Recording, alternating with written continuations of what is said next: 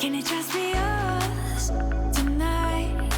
Under the night sky, gonna make my skin rise. Can it just... I've got a flight tomorrow with Cebu Pacific. Now it's a little bit crazy because Cathay Pacific, which is a legacy carrier, also operate the Airbus A330 in a 3-class configuration with 251 seats. Cebu Pacific, for comparison, operate 14 Airbus A330neos on various routes, and this is the mad part, in an all-economy layout with an insane 459 seats. That is incredibly dense. I think I'll enjoy myself. We'll see. I have looked at the reviews and they've kind of said that it's pretty tight on there. It's not a long flight, only heading to Manila, which is about 3 hours. I'm sure I can survive. Let's go. I always try and stay as rested as possible and avoid any ridiculously early flights, so I'm staying just 10 minutes away from the airport in Tung Chung. Just burn my strength up before what's going to be a very long day. Trust tonight, it's yours to keep. Let's fall in love tonight. In the right place, at the right time. Can we fall in love tonight? Do you believe in magic? Time for the usual game. Where's the check-in? How do I find it? Look at the board. Cebu Pacific, who is based in the Philippines, is now Asia's 3rd largest low-cost carrier and 22nd in the world, carrying 6.7 million passengers in 2008. So naturally, it's understandable using the L section for check-in, which is at the furthest end of the terminal. Come from the inside. Do you believe in magic? Quite a complex system because you have to use the self check-in machine, print up your boarding card, declare various things, and obviously stick it to your bag.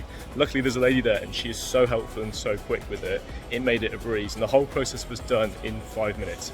Hong Kong has always had a good terminal, and in recent years they've updated things to be more interactive. So you have movies playing, interactive games, even a giant chess set. But whether you love planes or not, one of the most impressive places to visit is the Sky Bridge. It does have a purpose to link a small satellite terminal, but it gives you sky-high views of the airport. Are you afraid of heights? For those with a phobia of heights, it's only a small section on the edge that uses the glass, but it's pretty awesome when an airplane rolls underneath. One for Instagram.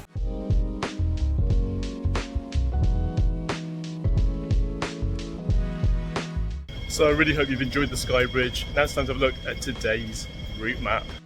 The journey to Manila on flight number 5 Juliet 111, odd I know, will take 2 hours and 20 minutes, crossing a distance of 702 miles into Terminal 3.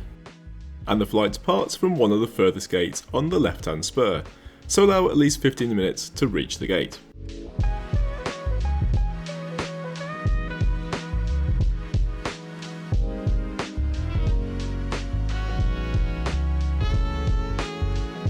It was pretty easy to spot the plane because there aren't that many airlines out there that use so much yellow in their livery. So here's today's Airbus A330-900neo, which is otherwise known as the new engine option. It's far more efficient than the older 300 series. So unfortunately for me, the one I was looking at was actually the 9:25 departure. I didn't realise there's 2 flights in the morning, which is quite incredible. Must be a really busy route to have 2 Airbus A330-900s, and mine's due at 9:45, but unfortunately it's running about 50 minutes late.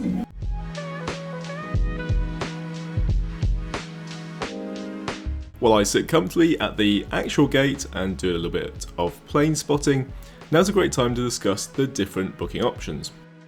I edited this video at the end of January 2025, and even looking a month ahead, the prices can be quite reasonable depending on your flexibility with the dates. Picking one of the cheaper dates, today's flight departing at 1100 starts at 708 Hong Kong dollars. Go Easy adds one piece of checked luggage for 20 kilograms maximum weight, and a preferred seat which will add another 225 Hong Kong dollars to the basic price, with Go Flex allowing you to convert your booking into a travel voucher for a future trip. Once you've filled out any personal details on the next page, you can then pick or pay for a seat, with Go Easy and Flex allowing you to pick a preferred seat. Rows 1 to 4 and any further bulkhead front row seats will cost you an additional 89 Hong Kong dollars on top of the original fare, with rows 5 to 15 and 18 to 20 also included in the fare price. I think from memory it shows as costing extra, but once you get to the checkout page, it removes the fee, allowing you to change the seat. Really confusing, I know. There is a priority group 1 for those who need extra time or assistance, with my fare being group 2, where despite some organisation on the boarding staff's part, it turned into a complete disregard, with all 3 groups boarding at the same time and being unsure where to queue. So just a slight oddity, group 1, 2 and 3 all appear to board at the same time, so not quite sure what the point of paying for one is. Although it does come with the bundle on your ticket type. Unless you're rushing for the overhead locker, it probably doesn't matter if you're first or last on the plane, but I have a review to make. So moving on, with every seat being the same, where should you sit? If you look towards other airlines that operate the Airbus A330-900, you'll see that the normal configuration for economy is 242, that's 8 seats across the row. With Cebu Pacific, they really wanted to squeeze out as much revenue as possible. So looking at the seat map, it's 333 across the width of the plane in most places, and doing the mathematics, that's an extra seat squeezed in. The same thing happened with the Boeing 777-300, which is slightly wider by 13 inches than the A330, and it was built to be a 333 layout, with many airlines densifying it to 343, much at the discomfort of passengers to make it more economical.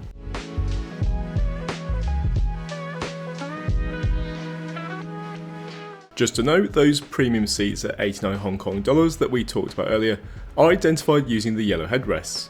I personally wouldn't try and sit there if it's empty, because if you haven't paid for it, I'm guessing the cabin crew will probably check your boarding card. So firstly, the crew were very friendly, very welcoming, lovely intro. The seat I'm in is 27 inches in pitch, which is below the average. It's about 30 inches average and 17.6 inches of width, so it's a little bit tight. Unfortunately, my information was not correct, and it's 16.8 inches, which is way below the average of 17.6. It'll be interesting to see what happens when the people get on in the seats next to me. I'm sure they're full, but so far, lovely experience. In a slightly unusual setup, there is one USB-C and one USB-A port between each seat, with the 4 shared between 3 passengers, and despite the low pitch, there was still room for a slender seat back pocket. It's a new seat, it's slimline by Recaro, so it is thinner to make it easier to put the pitch just that little bit smaller. I'm able to put my arms down on both, obviously have to share, but there's a little bit of curvature in the window which will help.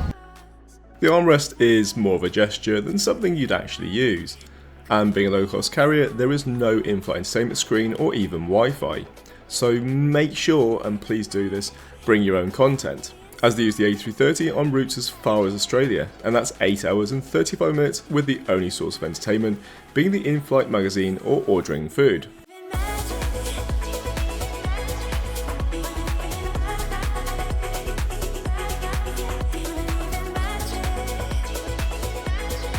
Wanting to try out the full experience and worried the video would be a little light amenity and entertainment wise, I did pre-order some food on their website, which I'll get to show you once we're in the air.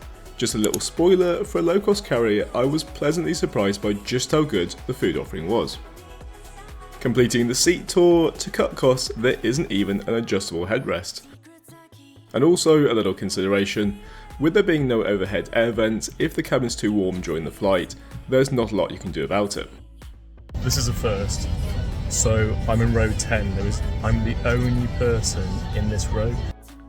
Maybe the seat fee was enough of a deterrent for passengers to not sit in the front section, opting for a free seat allocation at check-in. As a result, the closest passengers to me are in rows 7 and 16. It's very busy at the back, so perhaps it's something to do with the price.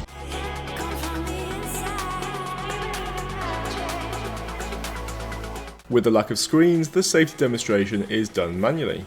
And with that out of the way, I'm looking out the window at what is a very busy airport. And some possible future reviews. Maybe you can give us some inspiration and drop us some ideas in the comments section below.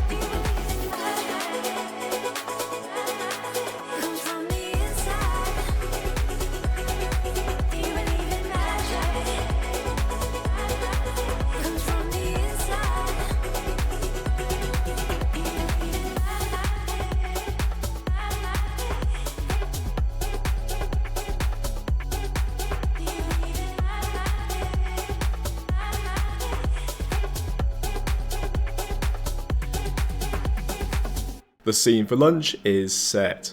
A beautiful blue sky and one of the Philippines' tastiest dishes.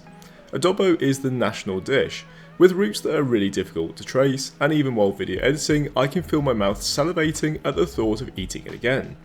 It's fairly simple, but sometimes the best things don't need dressing up. The beef is beautifully moist and tender, oven baked potatoes which were crispy on the outside and perfect on the inside, and the rice which I think is mixed with small pieces of pork. At this point all my preconceptions of this flight being about the cramped seat are long gone, and I'm wonderfully impressed with the experience.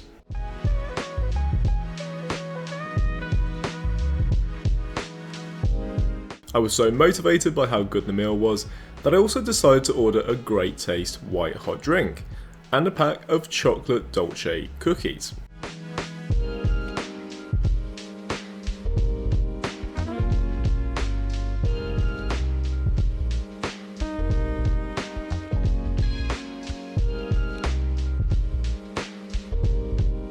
In all the airplane bathrooms I've ever been in, this is by far the smallest. It's a good use of space logistically, but it has quite a curvature because of the front of the airplane shape. Credit to Cebu Pacific, they had a nice grey-brown under the sink, and a large yellow wall which makes this far more vibrant, and that's all there is to say about it. We have 1 hour remaining until we get to Manila, with 50% of those delicious dolce de leche cookies remaining. In honesty, they are delicious but sickly, so I need to stop. What is incredible, and I certainly picked the worst month to visit Asia, is just how wet the wet season is.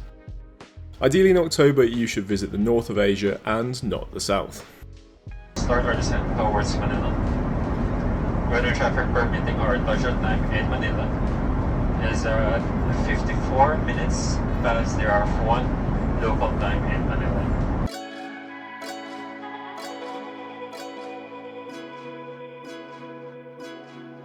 Can it just be us tonight? Under the night sky, gonna make my skin rise. Can it just be us tonight? Do you believe in magic? Comes from the inside. Do you believe in magic? Do you believe in magic? Comes from the inside. Do you believe in magic? Do you believe in magic? Comes from the inside. Do you believe in magic? Do you believe in magic? Do you believe in magic?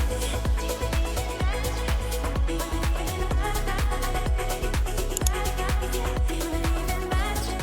So I'm just on this famous sky bridge, having left Terminal 3 at Manila.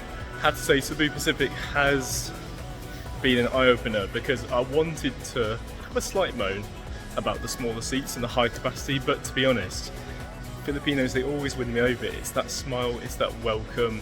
Even the food was really good. I really enjoyed the adobo. I wouldn't personally fly that on like a 7-hour flight because they do go to Melbourne, but also local routes like Singapore and Cebu, which perfectly fine. It was interesting though that at the very beginning, the front section was really empty.